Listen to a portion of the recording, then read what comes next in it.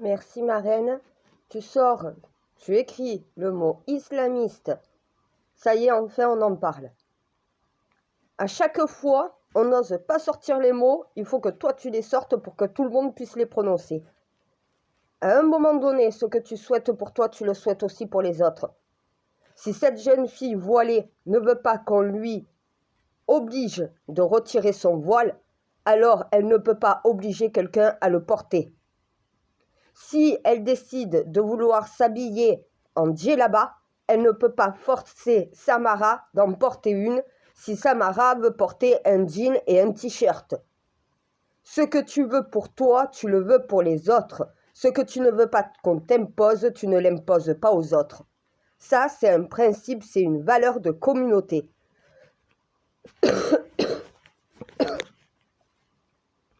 Oui, mon Dieu, je me suis tué la voix, moi. Parce que je crie en interne. Ah, mais je suis en train de remettre en place beaucoup de personnes, là. Y compris... Ah non, mais là, j'ai eu une discussion avec la mosquée de la Paillade.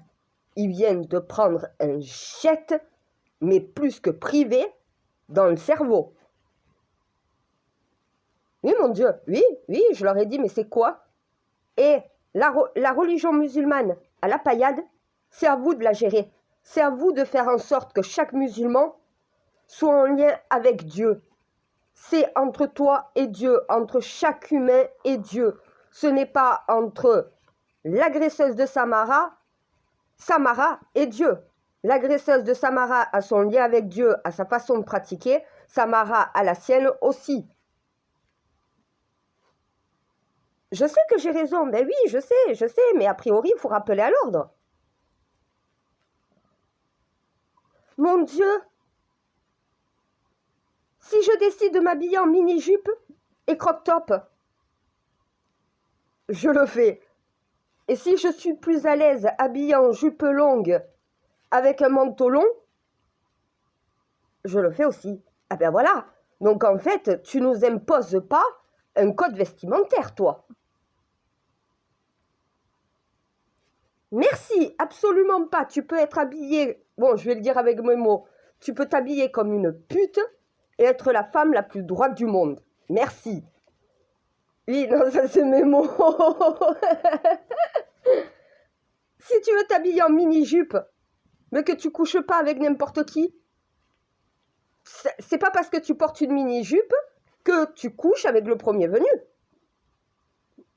Tu peux être habillé sexy et te respecter aussi. Tu peux être habillé en mini-jupe et avoir une foi bien plus supérieure à celle qui va être voilée de la tête aux pieds. C'est tout à fait ça. Voilà. Non, là, c'est les islamistes qui se sont attaqués à cette jeune fille parce qu'elle est musulmane, mais pour eux, elle n'est pas musulmane parce qu'elle n'est pas habillée comme eux, parce qu'elle n'est pas intégriste dans la religion musulmane comme eux. C'est une musulmane laïque, Samara.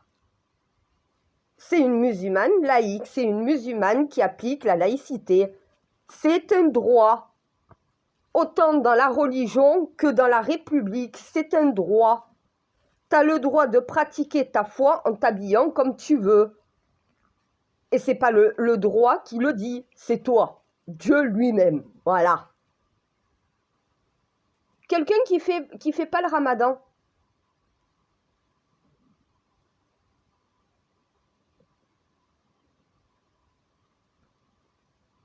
Un musulman n'est pas obligé de pratiquer. Et ben voilà, c'est pas parce qu'il ne pratiquera pas ou qu'il ne fera pas le ramadan que tu ne l'aimeras pas. Si ses actions au quotidien sont bénéfiques pour les autres, si c'est une bonne personne au quotidien, c'est pas parce qu'il ne pratique pas que forcément c'est une mauvaise personne ou un mauvais croyant. Croire en Dieu, c'est une chose, pratiquer une religion, ça en est une autre. Oui, mais parce qu'il faut avoir la même idéologie que toi ou que moi pour comprendre cela. Et ces gens-là ont une idéologie malsaine. Même moi, pour l'agresseuse de Samara, je serais une mécréante. Parce que je suis voilée et que je porte une croix et parce que j'ai 2 étoiles de David à mes doigts. Pour eux, d'être musulmane, chrétienne et juif, et pourtant c'est le même Dieu pour les 3 religions, ça serait au final manquer de respect à Allah. Mais Allah, ça veut dire quoi? Ça veut dire Dieu. Yahvé, ça veut dire quoi? Ça veut dire Dieu. Et Dieu, ça veut dire quoi? Ça veut dire Dieu. À un moment donné, les 3 religions monothéistes croient au même Dieu. Ils pratiquent ou pratiquent pas, mais c'est le même Dieu qu'ils honorent. Il n'y a pas un Dieu différent pour chacune des religions. Il y a un Dieu universel pour toutes les religions et plusieurs religions et différences de pratiquer ta croyance. Chacun est libre de croire ou de ne pas croire. Tu as le droit de croire que Dieu n'existe pas et que ce que les croyants appellent Dieu, c'est l'univers. Un croyant au mot Dieu va te dire « l'univers intelligent s'appelle Dieu ». Quelqu'un qui ne croit pas au mot Dieu va te dire ce que vous appelez Dieu est tout simplement l'intelligence naturelle de l'univers. C'est la même croyance. Tu crois en quelque chose de supérieur. Tu ne mets pas le même mot pour le décrire.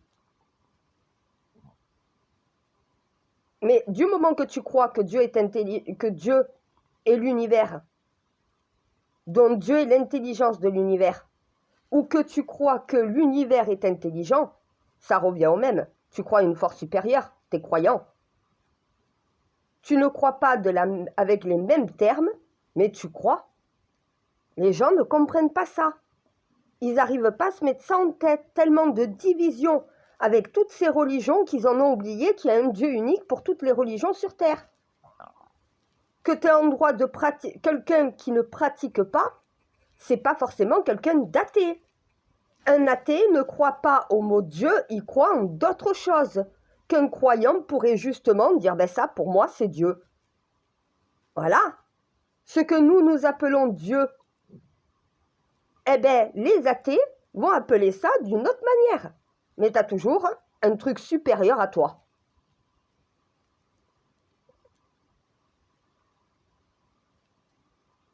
Ah non, là je suis d'accord. Oui, il faut sévir. Il faut arrêter ce laxisme. La laïcité, elle n'est pas expliquée comme il faut et elle n'est pas apposée dans la société de la manière qu'il le faudrait. À un moment donné, on te dit de retirer ton voile à l'école. Cette jeune fille, dans l'établissement scolaire, est obligée de retirer son voile. Alors dans ces cas-là, elle n'est pas une vraie musulmane, puisqu'elle retire le voile parce qu'on lui dit de le retirer. Mais c'est la loi, dans le Coran, il est dit que tu dois respecter les lois du pays qui t'accueille, dans lequel tu vis. Si cette jeune fille, cette agresseuse, avait serait-ce ouvert une fois dans sa vie le Coran, peut-être qu'elle saurait exactement ce qu'elle est en droit de faire ou non. Si dans le Coran, il est dit que tu dois respecter et tu dois appliquer les lois du pays dans lequel tu vis, le pays qui t'accueille, ça veut dire que si on te dit de retirer ton voile, tu le retires. Tu dois te soumettre à la loi de ton pays. Quand tu sors, la loi ne t'empêche pas de porter le voile. Que tu le remettes, c'est ton droit. Mais à l'école, tu n'as pas le droit de le porter. Il y a des interdictions, il y a des obligations, que ce soit dans la religion ou dans la loi. D'ailleurs, la loi des hommes a été basée sur la loi de Dieu, celle des 10 commandements. Tu n'as pas le droit de tuer dans la loi des hommes, tu n'as pas le droit de tuer dans la loi de Dieu. Cette jeune fille a oublié de s'instruire et de lire correctement le Coran. Elle le saurait sinon. Samara est dans son droit. C'est pas parce qu'elle n'est pas voilée qu'elle n'est pas croyante ou que c'est une mauvaise croyante. C'est quelqu'un de bon, c'est quelqu'un de généreux, c'est quelqu'un de serviable, c'est quelqu'un d'honnête, c'est quelqu'un de bien. Toi, ce que tu n'aimes pas, c'est les gens qui sont mauvais, qui font le mal. Quelqu'un qui ne fait pas le mal, tu préfères encore quelqu'un qui n'est pas voilé, mais qui est une bonne personne, qu'une personne qui porte le voile et qui est pourrie jusqu'à l'os. Ben oui, voilà. Non mais ça, les gens ne se le mettent pas dans la tête. Ils croient savoir mieux que tout le monde ce que Dieu aime, ce que Dieu veut. Ah mais Dieu m'aime parce que je suis voilée. Non, Dieu, il t'aime, pas parce que tu es voilé, parce que tout simplement, tu tiens ce que tu as décidé. Si tu as décidé de porter le voile, c'est que c'est toi qui as pris cette décision. C'est ta volonté. Moi, il y en a beaucoup qui me disent, mais pourquoi tu es voilé? Parce que j'ai fait vœu de chasteté. Ça n'a rien à voir avec le port du voile que certains islamistes portent. Moi, c'est parce que j'ai fait vœu de chasteté. C'est pour cacher tout ce qui peut être sexualisé de mon corps parce que j'ai fait vœu de chasteté. C'est pas pour éviter d'être attiré par des hommes, c'est pour éviter que les hommes me regardent. Parce qu'ayant fait vœu de chasteté, je ne veux pas tenter l'autre puisque je ne souhaite pas être tenté moi-même. C'est propre qu'à moi-même, ça me regarde. C'est ma volonté de porter le voile. Je peux porter le voile comme une islamiste, comme une juive ou comme une bonne sœur. Je me vois mal sortir dans la rue avec le voile de la bonne sœur. Je préfère porter le voile sur une version peut-être islamiste ou musulmane, parce que je trouve qu'esthétiquement, c'est mieux que le voile des nonnes. Mais c'est mon choix. Est-ce que tu me juges sur ça? Non, parce que je suis entière et fidèle à moi-même. Voilà, être fidèle à soi-même. Non, là, on me dit, il faut remettre les peines planchers, il faut des centres de redressement. Il faut... ah ben oui, il faut beaucoup de choses. Hein. Déjà, il va falloir maintenant taper sévère sur les islamistes. Ils n'ont pas le droit de faire ce qu'ils font. Déjà, toi, tu l'interdis et la loi aussi. Vis ta religion pour toi. N'impose pas ta pratique, n'impose pas ta religion aux autres. C'est entre toi et Dieu. Je crois que cette jeune fille n'a pas compris que elle et Dieu, c'est une chose, Samara et Dieu, ça en est une autre. Si Samara se teint les cheveux en rouge, et qu'au final, c'est une bonne musulmane parce qu'elle respecte justement les permissions et les interdictions et de la loi et de toi, techniquement, elle peut se teindre les cheveux même en vert, en bleu, en violet. C'est pas ça qui fera d'elle une mauvaise croyante ou une mauvaise personne, une mauvaise citoyenne. Une teinture sur les cheveux, c'est pas ce qui fait ce que tu es à l'intérieur. Par contre, l'agresseuse de Samara devrait se regarder dans un miroir, parce qu'intérieurement, elle est moche. C'est pas son voile qui la rend plus belle. Au contraire, ça la rend encore plus moche. Ah mais là, j'ai mes forces de l'ordre qui sont à 100% d'accord. Faut sévir. Faut remettre de l'autorité et d'urgence. Il va falloir recadrer. En interne, je fais que de leur dire, il va falloir des cours de boxe, de self-défense. Samara aurait dû, si sa mère avait réfléchi depuis 1 an, l'inscrire dans un club de boxe ou l'inscrire dans un club de Krav Maga pour apprendre sa fille à se défendre et non pas attaquer. Aussi, ces jeunes qui sont venus agresser sous ordre de 3 personnes, ils sont pas cons. Pourquoi tu te salis les mains? L'agresseuse de Samara a donné un coup ou 2. Le reste du lynchage, c'est vous qui êtes venus pour la démonter. C'est vous qui vous salissez les mains. Cette jeune fille est restée après spectatrice, fière d'avoir fait défoncer la gueule à une autre jeune fille. Non mais il y a de la jalousie aussi derrière. Voilà, et ça, personne n'est capable de le dire. Cette jeune fille est jalouse de Samara. Quand on s'attaque à quelqu'un comme ça, c'est qu'il y a quelque chose sur cette personne qui t'attire, tellement que ça t'attire, ça te déplaît et t'en deviens méchante. Il y a une jalousie. Quelqu'un qui est aimé de ses amis. Alors peut-être que cette jeune fille n'est pas aimée de ses amis. Voilà. Le fait que elle, depuis petite, on lui dit tu portes le voile, et de voir Samara qui, elle, se fait coquette. T'aimerais peut-être te faire coquette, hein? Sauf qu'avec ta famille d'islamistes, tu ne peux pas. Des fois, quand les autres ont ce que tu ne peux pas avoir, ça te rend mauvais. Non, là, il faut sanctionner sévère. Là, cette jeune fille, elle doit être mise direct en centre de redressement, en centre fermé. Là, il faut que la justice, elle l'envoie un petit peu hors de sa famille, hors du quartier, aller réfléchir un peu dans un centre de redressement fermé. Là, c'est pas une tape sur la main, c'est pas un rappel à l'ordre, c'est pas du sursis qu'il faut. Là, il faut une sanction. Il faut que cette jeune fille comprenne la leçon. Si ses parents ne sont pas capables de l'éduquer correctement, eh bien, à l'État de l'éduquer en l'enfermant. C'est un danger pour la société. Elle a fait à Samara, c'est qui sa prochaine victime après? Et pareil, l'établissement scolaire, les formations qu'ils ont reçues ne servent à rien. Si tu es au courant, vendredi déjà, elle aurait dû être passée à tabac. Ça veut dire qu'il y avait déjà un projet de la passer à tabac. Mais vous aurez dû lui dire, écoute, tu ne sors pas, tu es en danger dehors, tu es sous notre responsabilité. Tant que ta mère ne vient pas te chercher, on ne te laisse pas sortir. Ils ont vu il y avait un attroupement, ça faisait plusieurs heures depuis midi qu'ils y étaient. Il fallait tout simplement appeler la gendarmerie ou la police et leur dire, il y a un attroupement pour passer à tabac une jeune fille, il faut que vous interveniez pour faire partir ces jeunes gens. Prendre leur identité, s'ils reviennent et qu'ils agressent, au moins vous avez déjà leur identité. L'établissement scolaire devait réagir avant l'agression. C'est pas un problème de formation, c'est un problème de courage. T'as peur quoi? De te faire casser la gueule après? Parce que c'est ça. Soit c'est un professeur qui va se faire tuer, soit c'est une jeune fille qui va se faire tuer.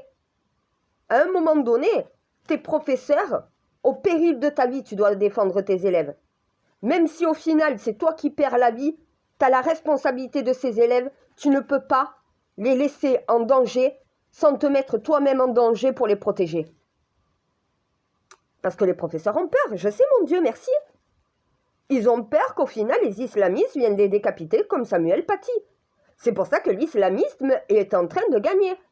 Il s'attaque aux professeurs, maintenant il s'attaque aux élèves. À un moment donné, il va falloir recadrer tout ça. Si ces familles islamistes ne savent pas s'intégrer, il faut les expulser. C'est pas expulser des musulmans, c'est expulser des islamistes qui foutent la merde dans ce pays. À un moment donné, c'est quoi après? Des cellules terroristes dans les écoles? Mais on va y en arriver au bout d'un moment si ça continue. Parce que moi, je suis montpelliéraine. La Paillade, le Petit Bar, c'est mes quartiers, j'ai grandi. Moi, à mon époque, c'était pas à ce point-là. Ah, mais ça s'est aggravé, la situation. Moi, au temps de mes grands-parents, les femmes n'étaient pas autant voilées que ce qu'elles sont voilées à la Paillade aujourd'hui. Et elles se voilent, pourquoi? C'est même pas dans un but religieux, c'est dans un but politique. Moi, j'ai fait vœu de chasteté. Un vœu de chasteté, c'est un vœu religieux, c'est un vœu pieux.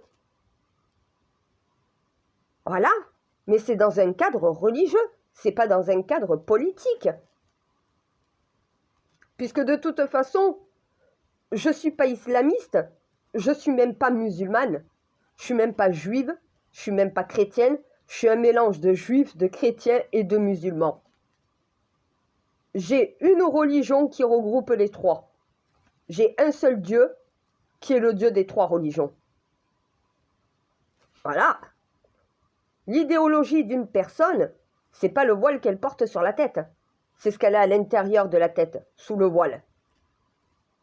C'est pas le tissu qui recouvre sa poitrine.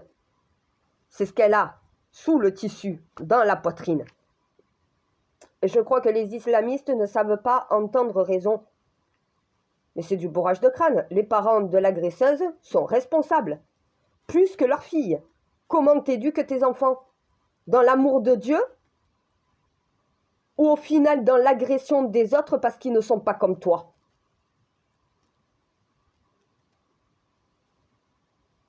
Ah mais là, il faut un courage politique et attraper le taureau par les cornes maintenant. Et la police ne peut pas tout faire. Elle ne peut pas être partout surtout si on ne l'appelle pas. Ah mais moi, Alliance du Sud, m'ont dit, mais on nous aurait appelé, on serait venu assurer la sécurité. Personne ne nous a contactés. Si on ne nous contacte pas, on ne peut pas savoir.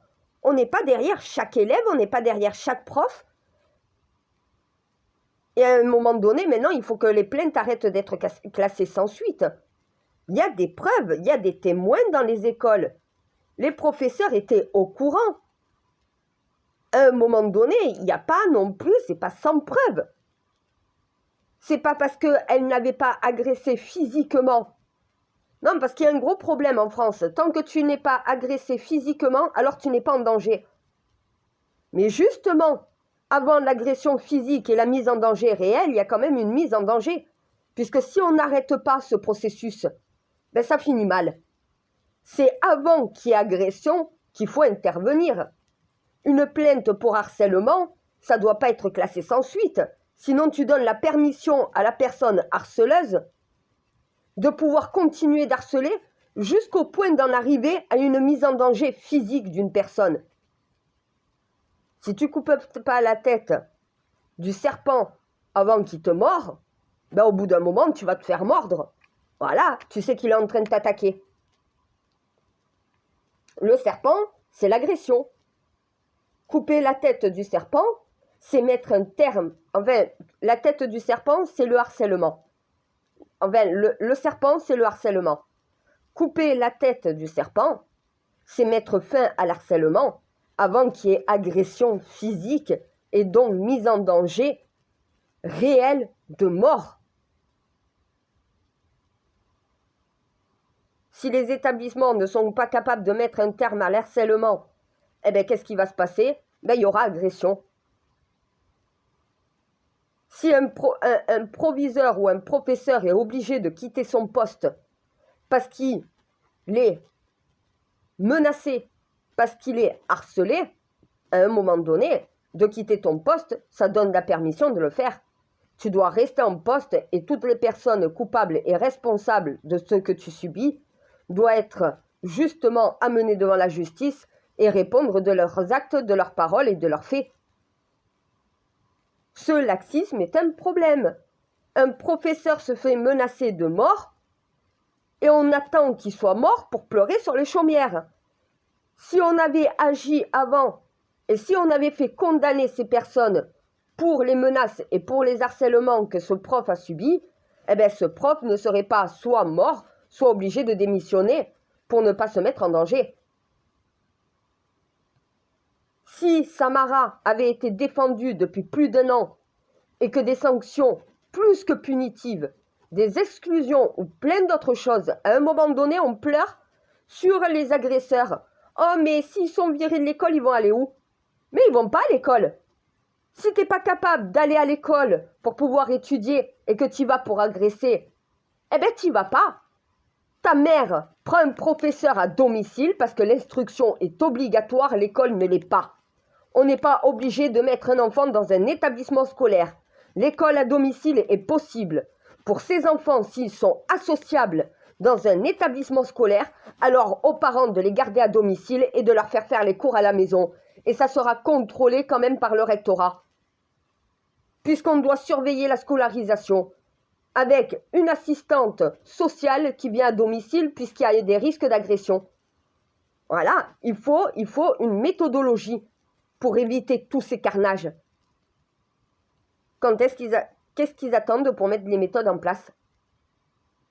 Manque de courage politique.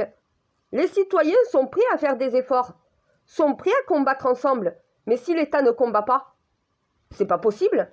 Les professeurs sont prêts à prendre des risques. Mais s'ils ne sont pas soutenus, si l'État ne combat pas à leur côté, les forces de l'ordre sont prêtes aussi. Sauf qu'au final, les professeurs ont peur de les appeler parce qu'ils ont peur au final qu'il n'y ait pas de suite. Si tout le monde a peur et que personne n'ose se bouger et le faire ensemble, ça doit être une cohésion. Qu'est-ce qu'attendent les parents d'élèves du reste de l'établissement pour soutenir cette maman et cette jeune fille avant d'en arriver là? S'il y avait beaucoup de parents qui se seraient mis contre cette fille agresseuse et leurs parents en disant « Mais non, ta fille, elle respecte cette jeune fille, elle respecte les autres, sinon ça va aller mal », à un moment donné, ça se serait arrêté depuis longtemps. Les parents, tant que ça ne touche pas leurs enfants, ils s'en préoccupent pas. Mais c'est l'union qui fait la force. Plus vous êtes nombreux à vous opposer à un harcèlement, moins il y aura de risque d'agression. Une famille contre le reste de l'école, à un moment donné, c'est le nombre de personnes qui s'opposent à un harcèlement qui fait la différence. Et ces parents doivent être en soutien à l'établissement scolaire. Les parents vont devoir s'y mettre. Si vous ne voulez pas que vos enfants étudient dans ces conditions, il va vous falloir vous impliquer auprès de l'école aussi. Il va falloir que l'école s'implique auprès des élèves et auprès des parents. Il va falloir au bout d'un moment que quand il y a des harcèlements, la police, quand il y a signalement, s'en préoccupe et justement ait le soutien des autres parents d'élèves, justement pour obtenir des informations et de pouvoir justement prendre les décisions qu'il faut. Si personne ne fait rien et que tout le monde attend que ça se passe, ben voilà au final ce qui se passe. Voilà. Cette jeune fille aurait pu mourir. Parce qu'au final, personne n'a fait ce qu'il fallait. Les autres élèves savaient qu'il y avait un problème, ils n'ont rien fait pour la protéger. L'école savait qu'il y avait un problème, elle n'a rien fait pour protéger. La police a reçu une plainte, qu'est-ce qu'elle a fait pour protéger Samara? Rien. Et ils n'ont même pas été appelés pour venir en aide. Depuis 12 heures, ils attendaient de pouvoir la passer à tabac. À un moment donné, il fallait peut-être intervenir avant. Les parents d'élèves, quand il y a des histoires d'harcèlement, doivent venir en aide aux enfants harcelés. Même si ce n'est pas leurs enfants. Parce que leurs enfants peuvent leur parler. Maman, cette jeune fille se fait harceler. Il faut que tu interviennes. Chaque enfant, chaque élève qui en parle à ses parents, chaque parent qui s'implique pour défendre un élève harcelé, c'est une force, justement. Tout le monde associe sa force pour venir en aide et pour faire arrêter un harcèlement dans l'établissement scolaire. Si personne ne fait rien, eh bien au final, on en arrive à ce résultat-là.